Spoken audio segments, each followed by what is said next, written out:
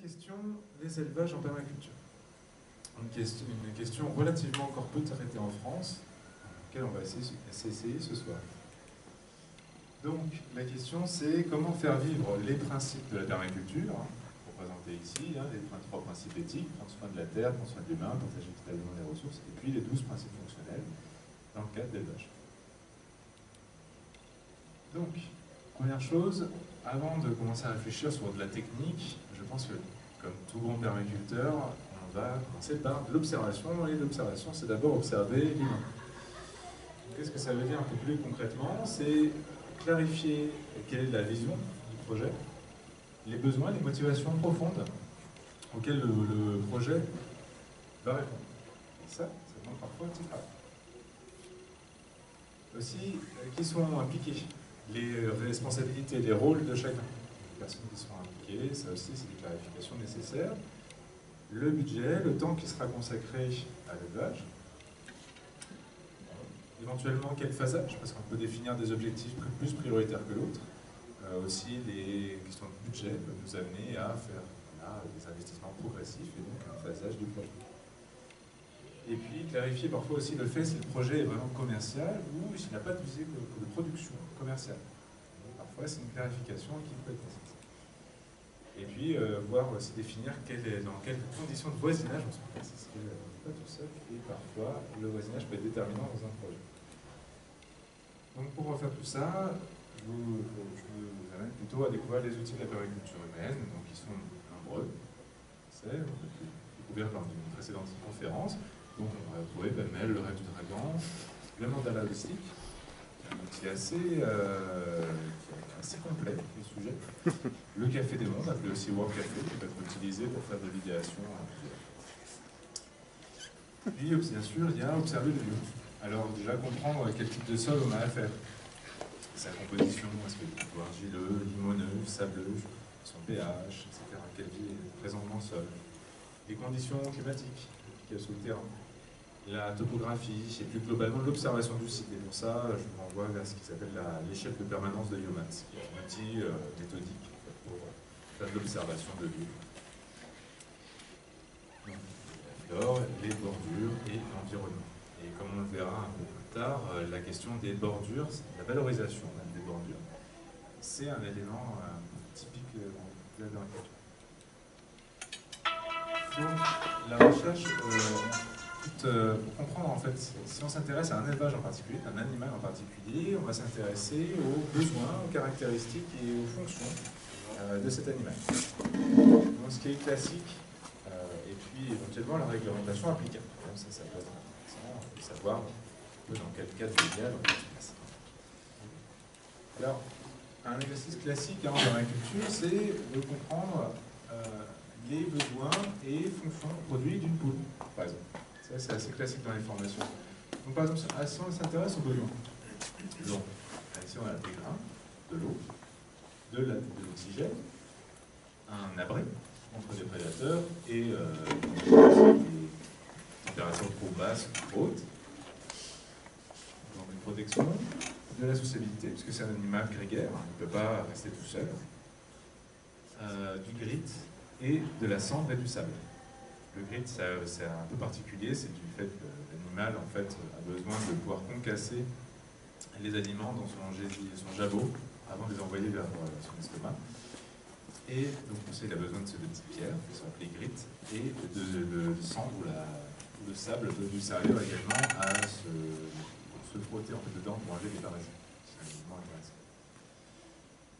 Donc ça, c'est, par exemple, ça c'est une petite... Voilà, si on faisait un petit listing des besoins d'une poule, qui sont ici. Maintenant, si on s'intéresse aux produits, donc on a des œufs, bien sûr, de la chair, c'est aussi du fumier, c'est quelque chose de valorisable, les plumes aussi peuvent être utilisées. Là, quand on représente avec les petites pattes, c'est-à-dire c'est le fait qu'elle peut gratter le sol, ça c'est une fonction qui peut être très utile. Elle produit du CO2 et puis de la température. Donc, la détermination des besoins et des produits d'un élément, c'est vraiment quelque chose de fondamental. On voit toujours dans les analyses de design en permaculture. Puis après, on peut s'intéresser à des caractéristiques intrinsèques, des caractéristiques de telle ou telle race de poule, et puis les différents comportements de l'animal.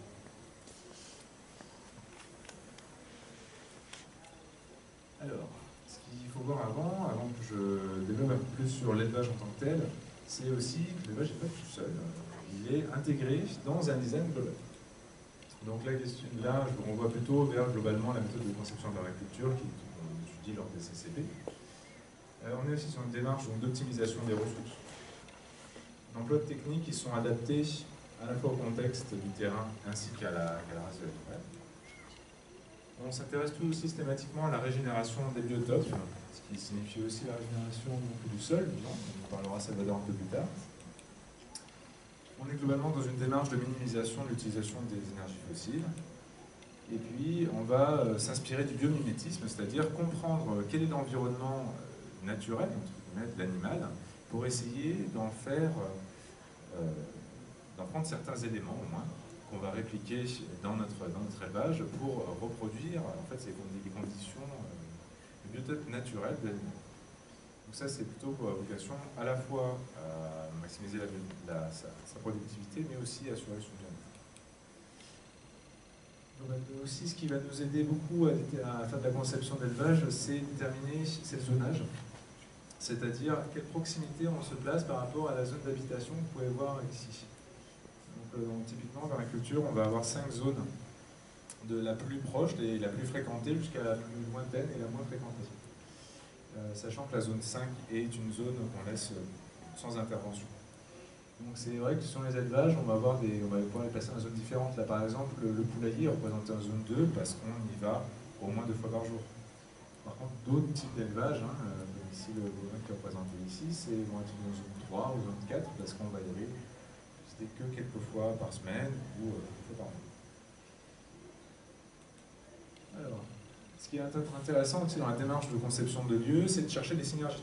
Donc un grand classique, c'est mettre par exemple un poulailler, temporairement ou de façon permanente, dans une serre pour profiter de la chaleur dégagée par les poules. Il y a beaucoup d'autres applications comme ça possibles. Par exemple, le fait d'utiliser des chèvres pour faire du débroussaillage de terrain.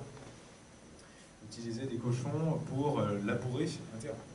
Il suffit par là de laisser, si on laisse des porcs dans un espace clos, et en plus si on épand sur le sol par exemple des déchets de cuisine ou des légumes ou fruits avariés, ils vont là, pas, tous les porcs vont ratisser le terrain et le labourer au moins dans les 5-10 premiers centimètres.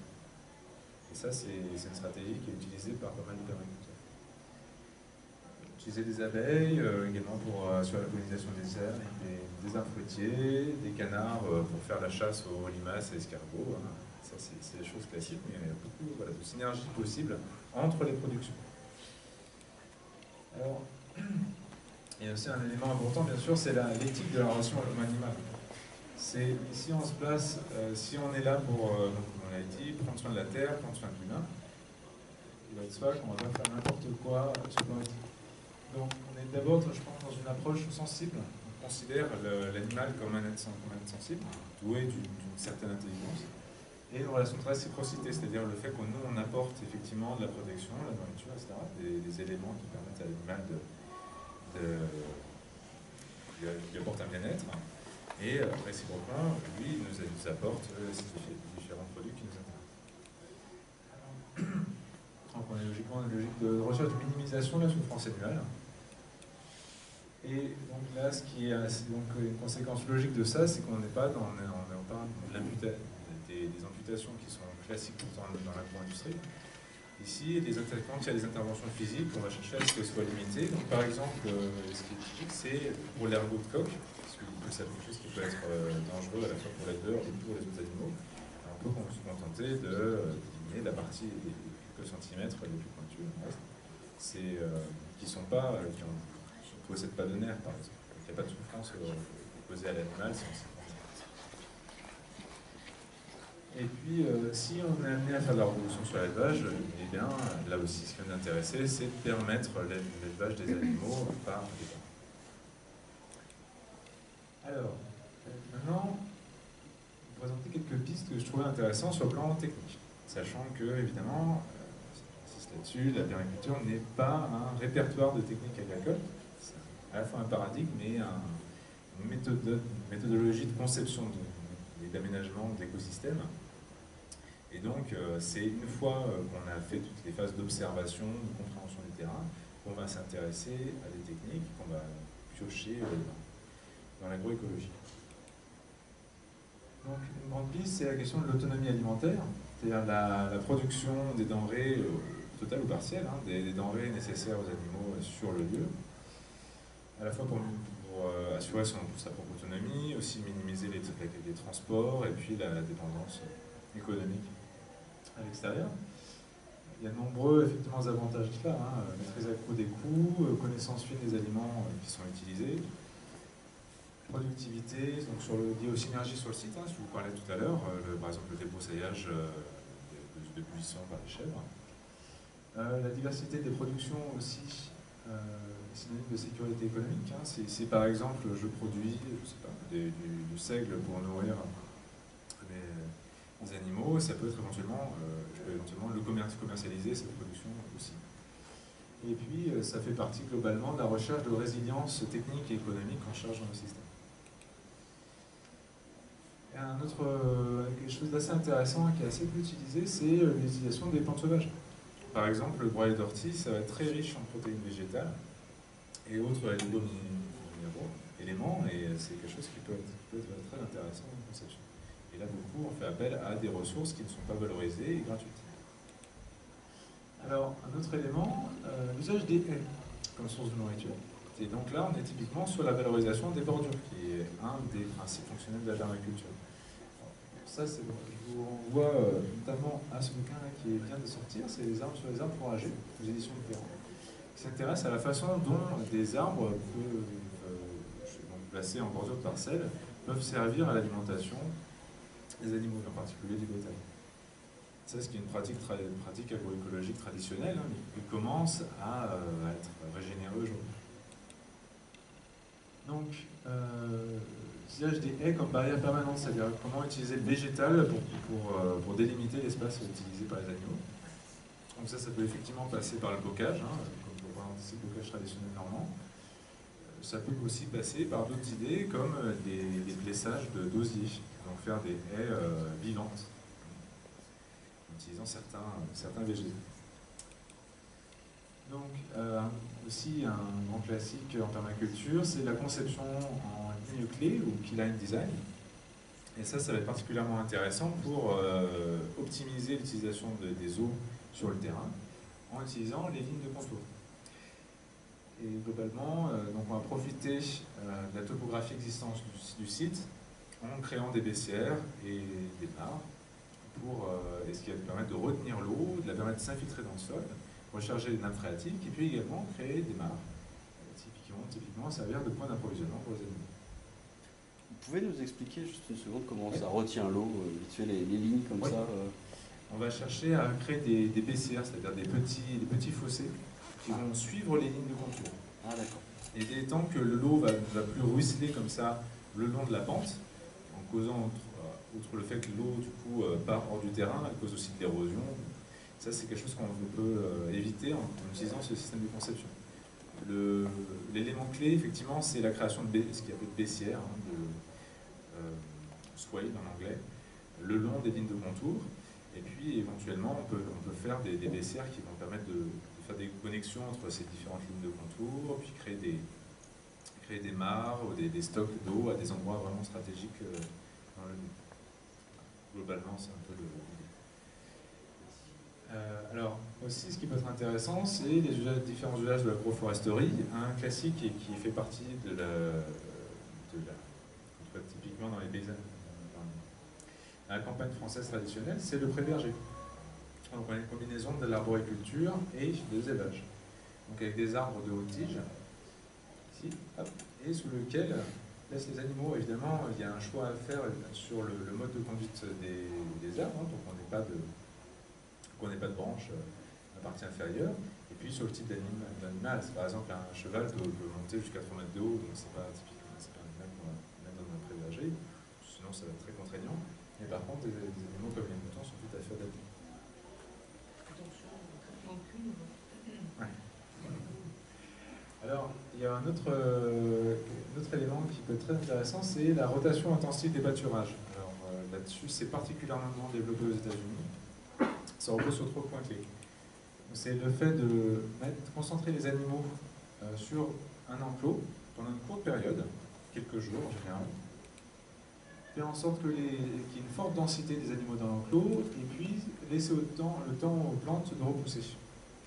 Là, l'idée au départ, c'est de reproduire ce qui se passe dans la nature avec les grands troupeaux qui vont migrer dans les plaines.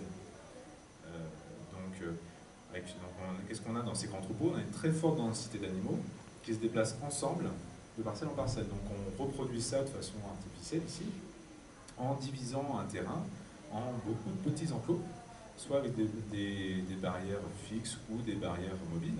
Souvent c'est des barrières mobiles pour minimiser l'investissement.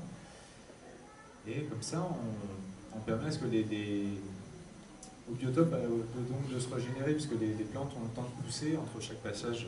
Et ce qui est intéressant là, c'est qu'on ne favorise pas les plantes qui ne sont pas appréciées par les animaux. Parce que typiquement, si on laisse des animaux très longtemps sur la même parcelle, qu'est-ce qui va se passer? Ils vont manger tout ce qu'ils aiment jusqu'au collège, jusqu'à la disparition, en fait, c'est l'épuisement des plantes qu'ils mangent, qui n'ont plus les ressources pour repousser.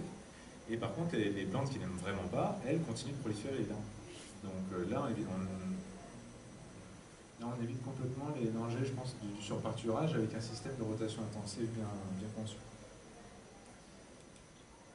Donc pour ça, je vous invite à voir c'est particulièrement développé sur les travaux sur la gestion holistique des pâturages d'Alain Savory. Vous pouvez trouver quelques conférences sous-titrées de ce chercheur en ligne, ainsi que des cours de Joël Salatine que je vous présenterai un tout petit peu après.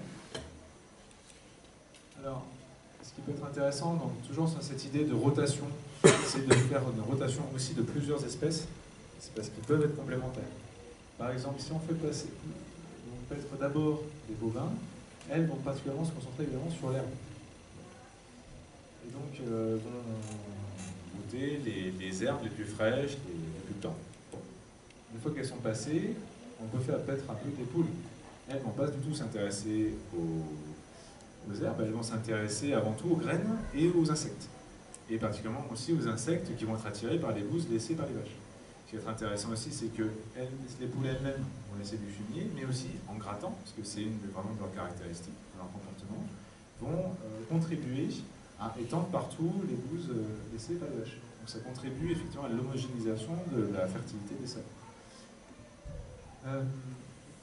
Et donc elles vont aussi contribuer à briser le cercle, enfin le cycle de reproduction des parasites.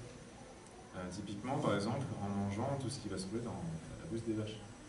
Et ça permet justement de prévenir la diffusion de maladies, de parasites dans un champ. Et puis après, passer les poules, on va pouvoir faire passer les cochons, eux qui vont plutôt s'intéresser aux tubercules et vont chercher les insectes un peu plus en profondeur dans le sol. Donc ça, par exemple, c'est un exemple de rotation possible. Et là, on est encore sur une optimisation encore plus poussée de l'espace. Donc, notre piste, c'est évidemment diversifier la flore des pâturages. Parce que nous intéressait d'abord, c'est les propriétés nutritives et aussi médicinales de chaque plante. Et puis, leur capacité à régénérer les sols. Alors ça, c'est un peu complexe, mais c'est passionnant parce qu'on va pouvoir faire des ensembles de plantes qui vont être à la fois, on va choisir de façon à ce qu'à la fois elles régénèrent les sols, par exemple, qui permettent de faire de la décompaction du sol, par exemple, ou de recharger en azote, mais qui en même temps ont des propriétés intéressantes sur le plan nutritif et médicinal. Là, on est typiquement sur l'usage d'un des principes fonctionnels de la permaculture qui est utiliser et valoriser la diversité. Sur une piste aussi sur la protection vis-à-vis des prédateurs. Alors, classiquement, on peut mettre certains animaux qui peuvent être repousser les prédateurs, donc classiquement le chien, s'il est bien éduqué, bien sûr. Les oies aussi, et les ânes peuvent être utilisés puisqu'ils sont extrêmement bruyants quand ils sont perturbés, et donc peuvent servir à la fois à effrayer les prédateurs, mais aussi à alerter d'ailleurs. Et ça, c'est des animaux qu'on entend voir. Notre autre possibilité, c'est le marquage olfactif des bordures. Ça, certes, c'est le choix de certains éleveurs pour ne pas avoir à dépenser des fortunes dans des enclos très importants pour se protéger de l'extérieur. Ils font des marquages, barbe de riz, des cheveux, des choses voilà, qui marquent, en fait, qui marquent le territoire. Ça peut être un repoussement. Ça veut dire que ce sont les éleveurs qui glissent les bords? Oui, certains font ça. Et les animaux ne vont pas plus loin? Ça les intimide. C'est pas une barrière infranchissable, hein, on est bien d'accord, mais ça les attire. Et certains ils font utilisent des cheveux aussi, c'est du marquage comme ça. Tous les animaux prédateurs sont des animaux territoriaux, donc on utilise justement ce comportement. Donc, et puis création de haies épineuses. Hein. Ça, il y a de nombreuses espèces qui poussent naturellement qu'on peut utiliser. Donc l'épinephinelle, l'aubépine, différentes espèces de bronze sont bien sûr employables. Donc, ce qui est intéressant sur le plan sanitaire, on est globalement sur une approche où ce qui nous intéresse, c'est de créer des individus sains, donc du fait de leur mode de vie, du fait du bien-être, qui cherchent à faire éprouver, du fait d'une bonne alimentation. Donc on est sur créer un terrain qui n'est pas propice à l'avènement de maladies qu'on considère comme la résultante de déséquilibre. Plus que l'invasion de telle ou telle maladie, parce que, on va beaucoup à dire là-dessus, mais c'est tout type de parasites ou de maladies, germes pathogènes, sont bien souvent présents dans l'environnement. C'est simplement le fait que c'est quand l'animal est affaibli, son terrain immunitaire est affaibli, que ces maladies peuvent prospérer. On va chercher, c'est d'abord, avant tout, à assurer un état de santé maximal, plutôt que disons que je parlais de la rotation des pâturages comme pour briser le cycle de vie des parasites. Donc, il y a tout un ensemble de traitements préventifs qui peuvent être utilisés aussi, qui sont très peu coûteux. Hein. Par exemple, le fait de mettre des gousses d'ail dans l'alimentation, ça a plutôt des vertus sur le plan du vermifugeage. Ou des infusions de thym, par exemple, ça c'est plutôt pour le repos de l'appareil respiratoire. Du vinaigre de cidre, ça c'est plutôt un fortifiant au niveau du système digestif. Il y a beaucoup de solutions en fait, soit traditionnelles, soit inspirées de la phytothérapie qu'on peut utiliser. Et puis, donc des traitements curatifs, donc des choses qui viennent aussi de la phytothérapie, pourquoi pas de l'homéopathie. Certains font de traitements aux huiles essentielles. On est globalement sur l'usage de produits naturels. Ce qui ne nous empêche pas, en cas d'infection grave, de suivre les traitements prescrits par des vétérinaires en dernier recours. Donc sur le plan maintenant économique et social, globalement, à terme, effectivement, avec le fait de produire, c'est au moins une partie de l'alimentation, avec le fait de ne pas utiliser de pesticides, le fait de moins utiliser d'antibiotiques, etc. On est aussi globalement, structurellement, sur une diminution des coûts. Et je pense aussi sur une augmentation de la valeur ajoutée des produits, évidemment, du fait de leur plus grande qualité.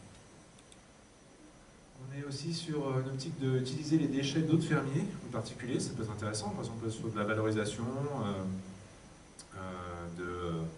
soit de déchets de cuisine, produits par des particuliers, ou de déchets de scierie, par exemple. Qui est par exemple un exemple que j'ai vu chez un éleveur. Il prenait des déchets de scierie, des coupes en fait, de pain. Donc on avait un résineux, et ça c'est, comment dire, il utilisait ça comme litière pour ses chevaux, parce que ça avait des vertus antiparasitaires. On recherche de mutualisation des moyens de production, de commercialisation, échange de savoir, donc ça c'est différents dispositifs qui existent déjà aujourd'hui, hein. C'est assez logique de justement mutualiser et de renforcer justement à la fois des savoirs, des expériences. Ce qui m'intéresse aussi, c'est de diversifier, essayer de valoriser au maximum les différents types de production qui peuvent se faire sur le lieu. La vente en circuit court, le partenariat avec l'établissement, et puis ce qu'on voit de plus en plus, c'est l'essor de l'agrotourisme, c'est-à-dire aussi profiter d'activités de services qui peuvent être annexes à l'exploitation. Alors, quelques exemples en France que je trouve intéressant de présenter. Vous pourrez faire quelques recherches si ça vous intéresse un peu. Donc, on a la ferme des Vieux Poiriers, par exemple à Schauberkel, en Alsace, qui était lauréate du prix Ferme d'Avenir en 2015. Donc, à la base, on est sur un élevage de cochons qui s'est diversifié en faisant du cochon plus et des volailles. Et maintenant, il combine dans un système à terme, en fait, un système agroforestier. On a de l'arboriculture avec du maraîchage et puis une rotation. Vous avez dit les enclos, à la fois pour les cochons et pour les volailles.